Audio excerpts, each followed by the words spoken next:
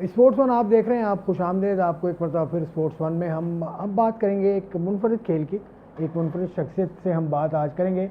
बड़ी हमा जहज शख्सियत है ये। इनका तारुफ मैं क्या कराऊँ, मतलब इंजीनियर हैं वैसे, और इंजीनियर के नाम से मशहूर भी हैं।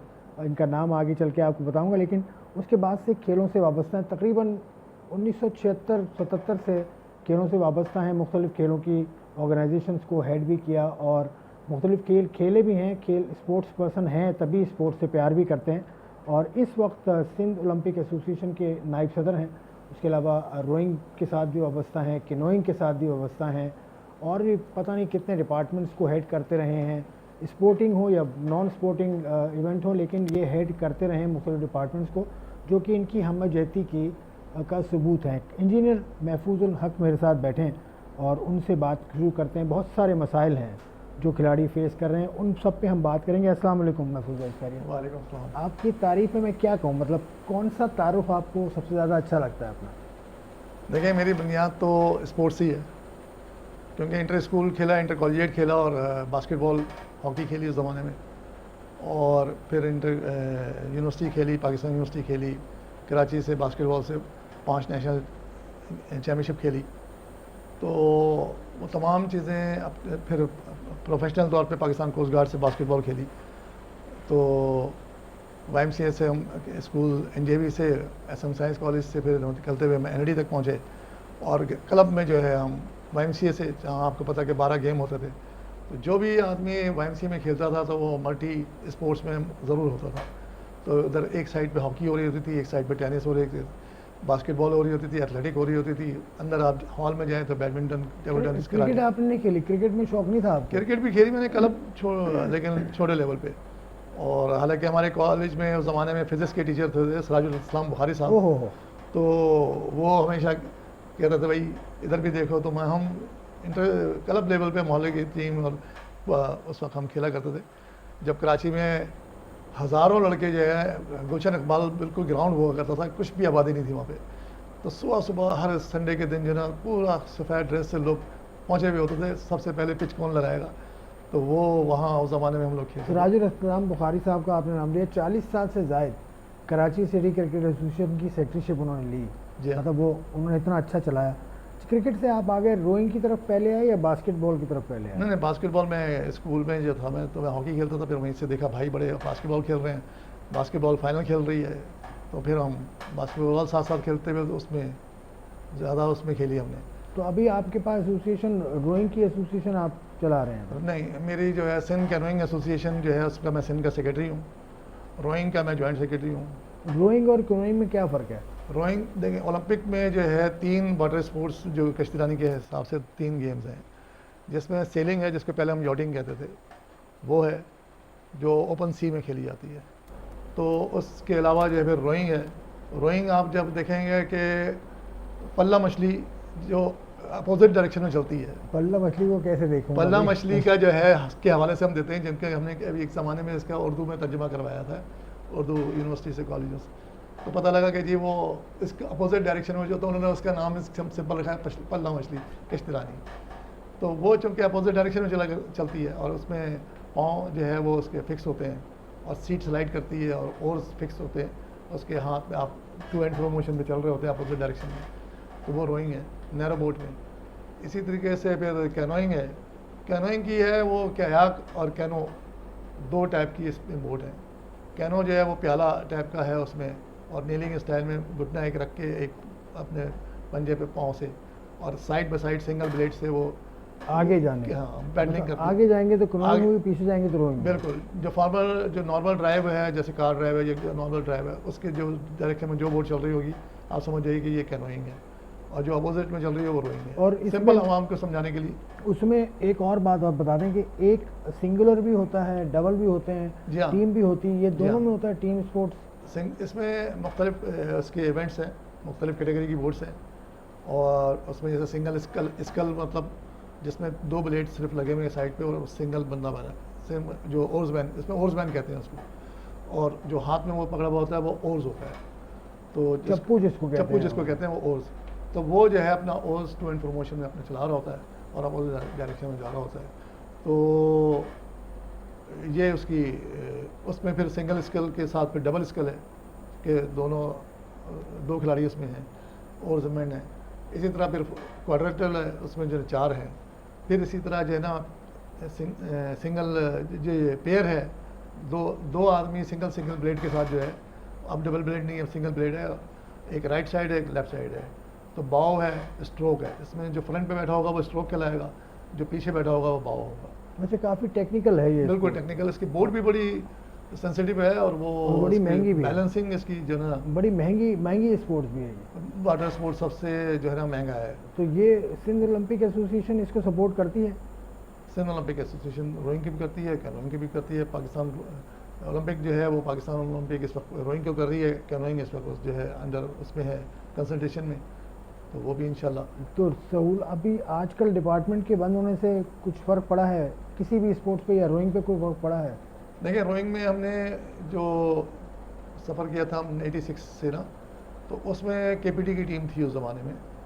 और उसके बाद जो है ना फिर वो जो खिलाड़ी हमारे यहाँ नर्सरी थी, नर्सरी से हम जब ट्रेन करते थे तो वो खिलाड़ी जो है सारे केपीटी जो है ना उनको सेलेक्ट कर लेती थी। एडमिरल एम आई अरशद उस वक्त चेयरमैन थे, बड़े स्पोर्ट्स लवर आदमी थे और सिंध रोइंग एसोसिएशन के प्रेसिडेंट भी रहे।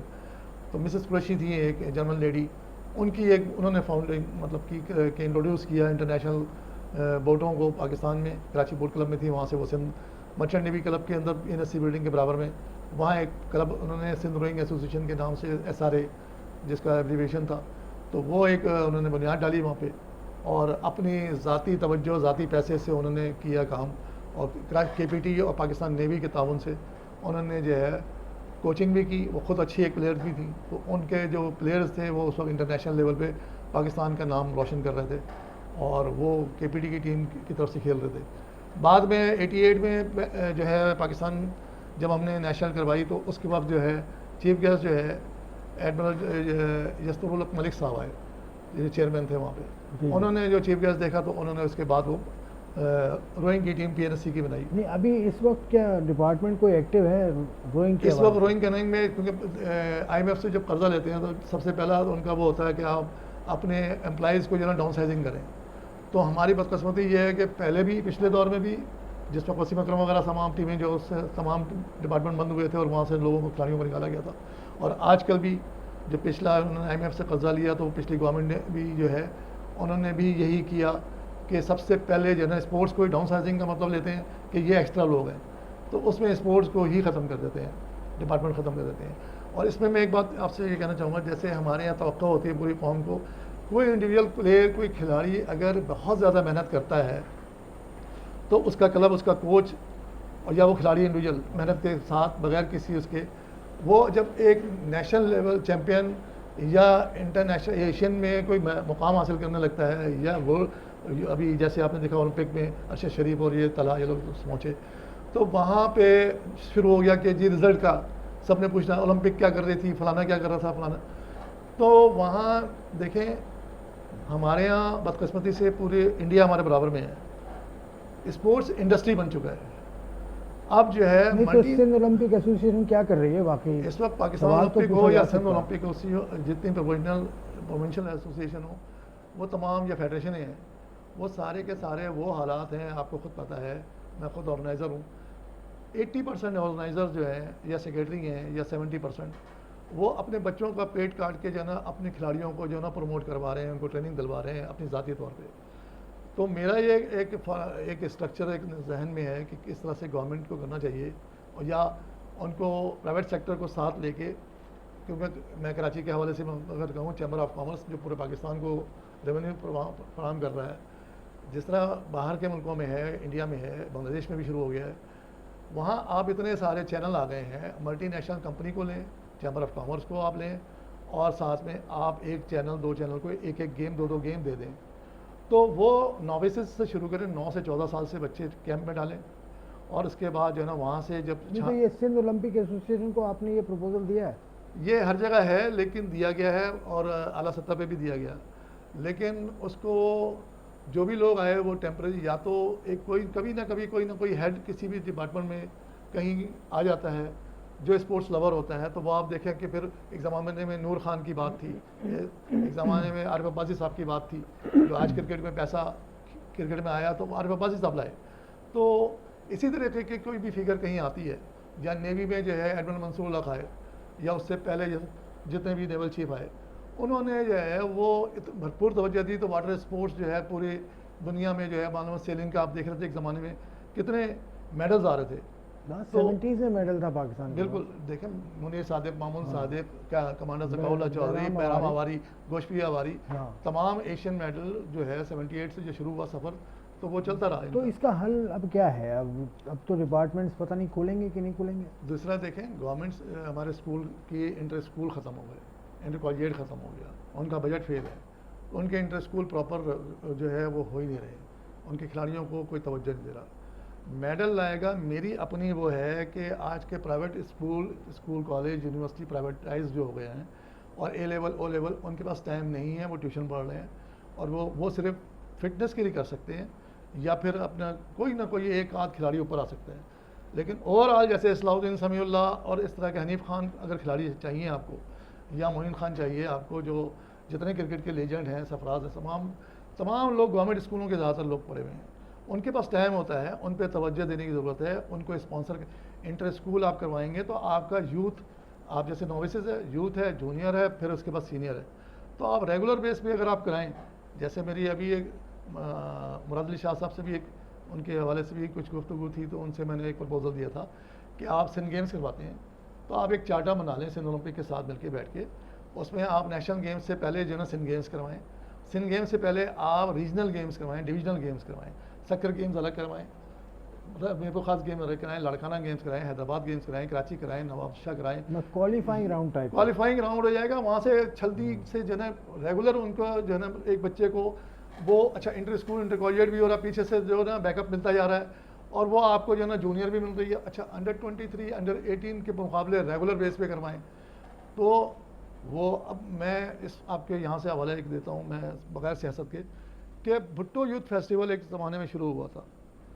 नहीं मुझे याद भुट्टो साहब जो है 76 में गए थे कोरिया, नहीं, वो तो वहाँ बहुत देख के पुरानी आए, बात हो गई। तो उसके बाद उन्होंने भुट्टो यूथ फेस्टिवल शुरू कर दिया था। वो तो उसके बाद बड़ी ग्रूमिंग हुई थी इससे रेगुलर वो तो बेस पे देखें जो ना, हुआ। इमरान खान भी तो इतने बड़े खिलाड़ी थे, उन्होंने भी तो अपना एक कामयाब जवान प्रोग्राम शुरू किया। देखें, उसमें मैं अच्छाइयाँ भी होंगी, उसमें बुराइयाँ बुराइयाँ भी होती हैं, तो हर प्रोग्राम लेकिन ये कि बुराई नहीं, अच्छाई तो वो होती है। रेगुलर बेस पे मैं कह रहा हूँ कि यूथ का मतलब है कि आप अंडर 18 से अंडर 16 से शुरू करें।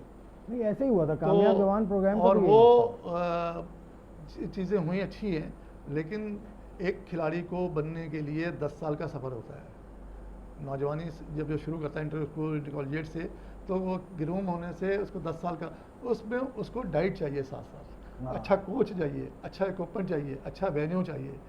तो ये तमाम चीज़ें बदकिस्मती से मैं एक बात और भी कहता हूँ कि तमाम सीनियर जहाँ जहाँ जो लोग अच्छे मिले, नया नौजवान आरिफ अबी साहब से बात हुई या जिनसे भी CM साहब से बात हुई, कि एक अच्छा इंटरनेशनल स्टैंडर्ड का आप इंडोर जिम बनाएं, ताकि आपके नेशनल खिलाड़ी जो बाहर जाके अचानक किसी जगह पहुंचते हैं, 16 ओलंपिक खेल वहां आराम से ऑर्गेनाइज हो सकते हैं, तो आपके नेशनल लेवल पे चले। ये तो एक बहुत लंबी बहस आपने महफूज हक साहब छेड़ दी, बहुत अच्छे सजेशंस भी दिए, बहुत वर्केबल सजेशंस हैं ये कि स्पोर्ट्स कॉम्प्लेक्स होना चाहिए, और मेरी इत्तला के मुताबिक एक स्पोर्ट्स कॉम्प्लेक्स बन भी रहा है, प्राइवेटली बन रहा है, जो कराची के नेशनल कोचिंग सेंटर में। वो तो खैर उसका जो हाल है वो आपको मालूम है, लेकिन महफूज हक साहब से बहुत अच्छी बात हुई, और इनके सजेशन यकीनन सुनने चाहिए, CM सिंध को भी सुनने चाहिए, और जो खेलों की जो हमारे अरबाब इख्तियार हैं उनको भी ज़रूर इस पर नोटिस इनका लेना चाहिए। आज के प्रोग्राम से मुझे इजाज़त दीजिए, खुदा हाफ़िज़।